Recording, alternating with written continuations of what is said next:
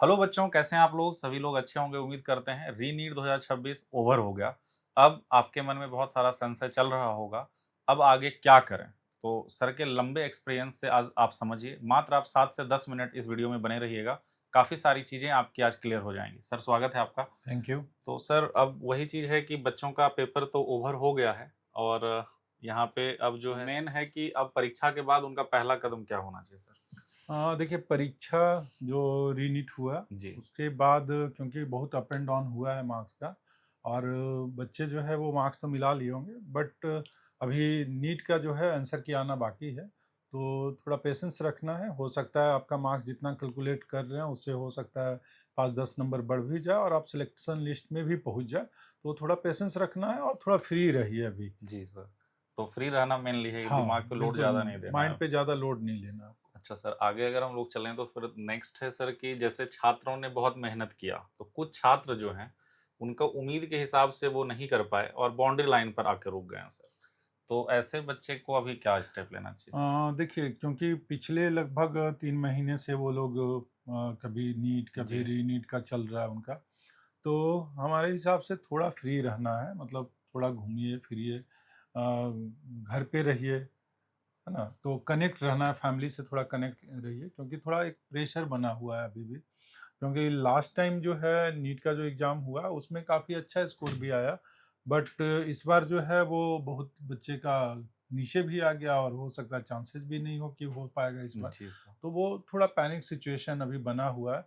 तो बेहतर यही है कि आप थोड़ा घर पे टाइम दीजिए, पेरेंट्स के साथ रहने का कोशिश कीजिए और जो आप पेन ले रहे हैं, जो आप टेंशन ले रहे हैं उससे थोड़ा फ्री होने का कोशिश कीजिए आप अभी। जी सर। आगे चलते हैं सर हम लोग, और भी कुछ क्वेश्चंस हैं जिसको हम लोग देखेंगे। जैसे कि हम लोग सर झारखंड रांची से बात कर रहे हैं, तो झारखंड राज्य के लिए सुरक्षित स्कोर सर सेफ स्कोर क्या रहेगा वैसे? देखिए झारखंड में हम जैसा पिछले जी सर, भी इसमें भी आगे भी है। हाँ, पिछले वाले इस पे भी बताए थे जी, कि लगभग जो है वो 550 से 560 नंबर अगर है तो आप 100% श्योर रहिए कि आपको झारखंड स्टेट में कॉलेज मिल जाएगा। हो सकता है कि वो 540 भी आ जाए, जी। हो सकता है उससे नीचे भी आ जाए। मतलब अगर आप 530 से ऊपर हैं तो आप उम्मीद रख सकते हैं कि झारखंड में कॉलेजेस मिल सकता है। बट आगे देखा जाएगा कि ऑल इंडिया में कट ऑफ कितना जा रहा है और कितनी सीटें बढ़ रही हैं, उस पे भी डिपेंड करेगा झारखंड का कि कितना कट ऑफ जा सकता है। और सर कुछ जैसे अपने यहाँ एसटी कैटेगरी के भी बच्चे ज़्यादा हैं, तो वो जी, लोग जी। भी थोड़ा पैनिक होते हैं। देखिए एसटी वाले का तो लगभग फिक्स है कि इसके आसपास अगर है तो चांसेस रहेगा कि हो जाएगा। हो सकता है कि वो जो मार्क्स है 325 नंबर जो है, उसके जगह पे वो 315 भी हो सकता है, 320 भी हो सकता है ना? इतना मार्क्स पे भी सिलेक्शन हो सकता है।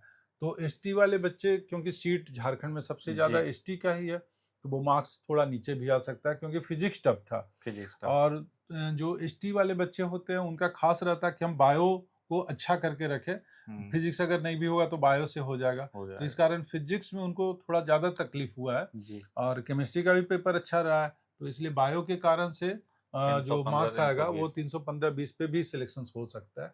और एससी का भी अगर हम लोग बात करते हैं तो झारखंड में एससी का सीट जो है वो कम अच्छा, है ना? इस कारण से थोड़ा कट ऑफ ज़्यादा जाता है यहाँ पे तो।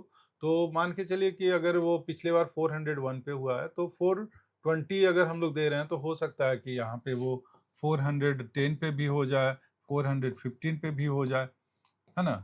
तो कहने का मतलब ये है कि ये एग्जैक्ट फिगर नहीं है, बट 5 से 10 नंबर आगे पीछे में आपको कॉलेज मिलने के तो सर चांसेस अब भी यहीं ज़्यादा। से क्वेश्चन निकलता है जो आगे हम लेके आए हैं कि बायोम इंस्टीट्यूट रांची में सर लक्ष्य बैच है। लक्ष्य बैच किनके लिए है सर? कौन से बच्चे आते हैं इसमें? किस तरह बायोम हेल्प करती है? फी वगैरह कैसे क्या रहता है इसका? हाँ, देखिए बायोम का जो एक बैच होता है जिसको लक्ष्य बैच बोलते हैं। लक्ष्य बैच में खासियत ये है कि उस बैच में एक लेवल के ऊपर बच्चे रहते हैं, मतलब उनका जो एक क्लास एनवायरनमेंट होता है वो काफ़ी कॉम्पिटिटिव बना रहता है, जिस कारण से काफ़ी बच्चे क्वालिफ़ाई भी करते हैं। और उसमें हम लोग ये हमेशा देखते हैं कि बच्चा एक लेवल पे रहेगा तो टीचर्स को भी पढ़ाने में ज़्यादा जी, ईज़ी होता है और टीचर्स भी हम लोग उस लेवल पे उसमें डाले रहते हैं। हाँ, उसमें एक डिमेरिट है कि हम लोग बहुत बेसिक चीज़ नहीं पढ़ाते हैं, हुँ, है ना? बेसिक्स जिसका अच्छा है, मान के चलते हैं वो 450 मार्क्स प्लस हो सकता है बच्चा। तो वैसे बच्चों को ही हम लोग उस बैच में देते हैं। मतलब थोड़े-थोड़े से जो चूक रहे हैं। हाँ, कुछ मार्क्स से आगे पीछे हो रहा है, तो उनको हम लोग चांस देते हैं कि आपको बहुत ज़्यादा नहीं पढ़ना है, बहुत ज़्यादा क्वेश्चंस बनाना है, कॉन्सेप्ट अलग-अलग तरह का सीखना है, जैसा कि फिजिक्स का क्वेश्चन अभी आ रहा है। तो सर अगर इसमें कोई जुड़ना चाहे तो कैसा क्या फ़ी वगैरह रहेगा इसमें? फ़ी तो सर इसमें मतलब हाँ, इसका फ़ी जो है एक एवरेज फ़ी काफ़ी कम जी, फ़ी जी। लगता है। इस बैच का जो फ़ी होता है लगभग 15,000 रुपया होता है, अच्छा, ठीक है? मिनिमम फ़ी जो है 15,000 समझिए कि 15,000 में आपको कोचिंग मिल रहा है, जहाँ पे आपको स्टडी मटेरियल मिल रहा है, इसमें 18% टैक्स भी जुड़ा हुआ है। उसके साथ आपका यूनिफ़ॉर्म और बाकी टेस्ट पूरे साल का, तो संस्था जो है उसमें पैसा लगाती है उन बच्चों पे समझिए, क्योंकि और उनके लगातार परफ़ॉर्मेंस को अप करती है। अप करती है। ये मिनिमम है। जी सर। अगर वो आपका मार्क्स जो है वो 450 के आसपास रहता है, तो वो फ़ी जो है वो हो सकता है कि ये 50,000 तक जा सकता है। वो मतलब एक डिपेंड रेंज हो करेगा गया कि रेंज हो 15,000 गया, से 50,000 के के बीच आसपास। में ही रहेगा वो फ़ी। अच्छा, हाँ, तो जो मतलब मार्क्स जैसा रहेगा उस हिसाब से उसके ये फ़ी हिसाब से रहेगा। उनका फ़ी भी और आएगा, इसमें ब्रिज का आने के भी आ बाद सकता है। तो मतलब बच्चों का कहीं न कहीं सर सपना जो रहता है कि अच्छा हाँ, कॉलेज में जैसा जाना कि है। हम लोग पिछले कई सालों से देख रहे हैं कि जो लक्ष्य बच्चा रहता है लक्ष्य में, वो काफ़ी बच्चे रैंकर्स में पहुँच जाते हैं अच्छा, और उसके कारण से वो सिलेक्ट भी हो जाते हैं। तो लक्ष्य सबसे पहला प्राइमरी स्टेज है, जहाँ से सिलेक्शंस डिसाइड हो जाता है कि आपका तो होना ही होना है। अच्छा। तो सर आगे चलते हैं हम लोग और जैसे सर 450 से 500 बीच इसके बीच मतलब बहुत सारे बच्चे होंगे। हम लोग जनरली जो फ़ोकस कर रहे हैं ये अनरिज़र्व्ड, ओबीसी और ईडब्ल्यूएस के ऊपर बात कर रहे हैं। ऐसे बच्चों के लिए बायोम क्या करेगी और क्या रणनीति अपनाएगी सर? देखिए अगर 450 से तो कहीं न कहीं ये तो 520 है, लक्ष्य में ही चले जाएँगे। हाँ, तो ये मार्क्स का जो रेंज है वो लक्ष्य बैच का है। अगर आप बायोम में रिपीट करते हैं तो आपको लक्ष्य बैच मिल जाएगा। बट अगर आपके पास कोई प्लान बी हो तो प्लान बी पे भी जा सकते हैं। मान लिया कि आपके पास प्लान बी में चाहते हैं कि हम कुछ मार्क्स से 10 नंबर से पीछे रह गए, हमको बीडीएस मिल रहा है, तो बीडीएस आपको लेना है, छोड़ना नहीं है। छोड़ना नहीं है। हाँ, ये हो सकता है कि अभी जस्ट करेंट ईयर है, मतलब जस्ट 12th दिए थे और नीट दिए और आप 10 नंबर से पीछे हैं, तब तो छोड़ देना है, बहुत तब नहीं अच्छी बात लेना है। बोली सर ने कि जैसे 2-3 ड्रॉप ले लिए हैं, तो रिस्क हाँ, मत लीजिए। रिस्क नहीं लेकिन लीजिए। आप 12th के साथ आप ईयर के और यहाँ पहुँच गए हैं, तो अगले साल आप ज़रूर अच्छे कॉलेज में ज़रूर पहुँच। अच्छा कर लेंगे। साथ में क्या है कि आपके पास बीडीएस के भी लिए है, आपके पास वेटरनरी है, एग्रीकल्चर है, बीएएमएस है, बीएचएमएस है, जी मतलब सर, बहुत सारा ऑप्शन है। ऑप्शंस है। तो इसलिए अगर आप काफ़ी दिनों से तैयारी कर रहे हैं, 3 से 4 अटेम्प्ट हो गया, तो बहुत ज़्यादा रिस्क लेने का ज़रूरत नहीं है, आप कहीं न कहीं कॉलेजेस ले लीजिए। ठीक है सर। तो अब सर अगला अगर हम लोग चलते हैं, ये वाला, ये जो है सबसे इम्पोर्टेंट है, बहुत सारे बच्चे इसमें हैं। हम तो कहेंगे कि 90% के लगभग बच्चे इसमें हैं, जो 450 से नीचे रह गए सर, उसके लिए आपका क्या टिप्स होगा और बायोम क्या अलग कर रही हैं? अगर वो बायोम में जुड़ते हैं, तो इनका फ़ी वगैरह कैसे क्या होगा सर? हाँ, बिल्कुल। जो भी बच्चे 450 से नीचे हैं, तो श्योर है कि आपका नहीं होगा। जी, तो आप अपनी तैयारी के लिए अगर सोच रहे हैं तो हो सकता है आप 5 दिन 10 दिन का गैप ले लीजिए, बट अपनी तैयारी शुरू करिए अगर तैयारी करना है तो। नहीं तो हमने जैसे पहले बताया कि आप किसी प्लान बी पे जाना चाहते हैं तो आप चले जाइए। अगर काफ़ी लंबे टाइम से चल रहे हैं, दे रहे हैं, मार्क्स रह जा रहा है, तो ऐसा श्योरिटी नहीं है कि अगले बार हो ही जाएगा। हुँ, हुँ, हुँ। तो उस केस में बच्चे को कहीं न कहीं एडमिशन ले ही लेना जी चाहिए। सर, और दूसरा ये है कि अगर इस मार्क्स पे हैं तो बायोम में भी आपको इसके बेसिस पे भी तो स्कॉलरशिप का अच्छा, प्रोविज़न है। तो वो स्कॉलरशिप क्या रह सकता है, जैसे कोई बच्चा जो है वो 440 प्लस अगर आता है, तो उसको हमारा जो ट्यूशन फ़ी है उसका 60% ऑफ हो जाएगा। उससे नीचे है तो उसी रेशियो में सर मौका तो 55। 110 से ऊपर वालों को भी दिया जा रहा हाँ, है, मतलब ये 110 सबको नंबर कब भी अगर है तब भी आपको कुछ न कुछ स्कॉलरशिप बायोम में मिल जाएगा और आप अपनी पढ़ाई कर पाएँगे। तो इससे क्या है कि एक हैवी फ़ी आपको नहीं लग रहा है, आप जी, मिनिमम फ़ी पे भी बायोम में पढ़ सकते हैं। और बायोम का ये एडवांटेज हमेशा रहा है कि आप झारखंड में जैसे बहुत सारे कोचिंग्स हैं, अगर आप उसमें देखेंगे तो टेक्नोलॉजी बेसिस पे बायोम सबसे ऊपर साउंड है रहता है। बिल्कुल। दूसरा ये है कि अभी जैसे सीबीटी हुँ, स्टार्ट हो रहा है, तो हम लोग सीबीटी के लिए पूरा सेटअप अपना लगा रहे हैं, मतलब अच्छा, 300 सिस्टम लगवा रहे हैं, जहाँ पे बच्चा जो है 300 एक साथ टेस्ट अपीयर दे सकता करेंगे। है या प्रैक्टिस करना है तो अपना बैठ के प्रैक्टिस कर सकता है। दूसरा ये है कि हम लोग मोबाइल पे भी टेस्ट का ऑप्शन डाल दे रहे हैं, ताकि बच्चा जो है घर पे डीपीपी वगैरह अगर कर रहा है तो जी, मोबाइल से भी वो टेस्ट दे सकता है।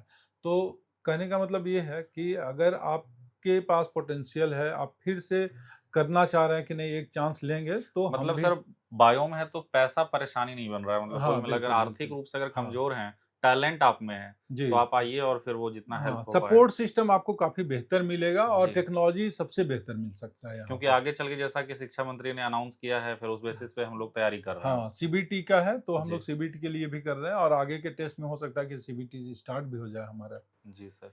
तो कुल मिलाकर अगर हम लोग देखें तो लगभग चीज़ों को हमने देख ही लिया है कि इस तरीके का अगर कुछ भी है, तो एक बार अगर हम लोग सर की बात को ब्रीफ करें, 450 से नीचे हैं तो आपके लिए क्या ऑप्शन है सर ने बता दिया। 450 से 520 के आसपास हैं तो क्या ऑप्शन है बता दिया। सर ने क्लियरली ये भी बता दिया आपको कि अगर कोई प्लान बी है तो आप उस पे भी जा सकते हैं। लेकिन जो फ्रेशर बच्चे हैं, जो इस बार 12वीं दिए हैं, वो स्टेप मत लीजिए। वो अभी वेट कीजिए, सर के हिसाब से सर ने ये बताया। बाकी चीज़ें जितनी भी आपको हेल्प चाहिए, बायोम आइए और यहाँ पर आप विज़िट करिए। आपको पूरी हेल्प मिलेगी। कोई भी तरह का आपको काउंसलिंग रिलेटेड बात करनी है, सर अवेलेबल रहते हैं। सर हीनू जो सेंटर है वहाँ पर स्पेशली करवाते हैं उस चीज़ का, उस पे भी हम लोग सर आगे करेंगे कौन-सा कैसे डॉक्यूमेंट जी, जी। चाहिए और पेरेंट का बहुत सारा चिंता है, उस पे भी पॉइंट पे बात हाँ, कर अभी लेंगे कॉल्स कुछ। भी आ रहा है तो जी, हम लोग बोले हैं कि काउंसलिंग के लिए आप फ्री रहिए, हम हैं, जी। करवा देंगे हम। तो बिल्कुल आप लोग जुड़े रहिए और सर से हम बहुत मतलब मुश्किल से समय निकाल पाते हैं और सर से हम कोशिश ये कर रहे हैं कि जो बार-बार बहुत सारा बल्क में डाउट है, उसको क्लियर वीडियो के माध्यम से कर दें, ताकि आपको ज़्यादा परेशान ना रहना पड़े। तो सर लास्ट में आप जो बच्चों को क्या बताना चाहेंगे? देखिए अभी जो सिचुएशन है बहुत अच्छा बच्चा भी खराब किया, सिर्फ जी, आप खराब नहीं किए होंगे, इसलिए बहुत पेन लेने की ज़रूरत नहीं है, बहुत टेंशन लेने की ज़रूरत नहीं है। थोड़ा शांत रहिए, आराम से थोड़ा रिलैक्स होइए और अगर आपको लगेगा कि फिर से कोशिश करना है तो फिर से कोशिश कीजिएगा, बट अपना एनर्जी बचा के रखिए, तभी आप कर पाएँगे। दूसरा ये है कि अगर मार्क्स आपका अच्छा आ रहा है और मान लीजिए एमबीबीएस छूट रहा है तो और लंबे टाइम से तैयारी कर रहे हैं तो बीडीएस या जो भी आपको लगता है वो आप ज़रूर से ज्वाइन कर लीजिए कॉलेजेस, क्योंकि जैसे-जैसे टाइम जा रहा है उस कॉम्पिटिशन बढ़ रहा है और दूसरा क्या है कि नीट का पेपर का कोई श्योरिटी नहीं है कि किस लेवल का क्वेश्चन आ जी जाएगा सर, अगली बार। बिल्कुल। तो ये सारी बातचीत थी आपके लिए, उम्मीद करते हैं काफ़ी हेल्पफुल वीडियो रहा होगा आपके लिए। जुड़े रहिए, कोई भी तरह का डाउट हो, ज़रूर आप आइए और विज़िट करिए। Thank you. Thank you.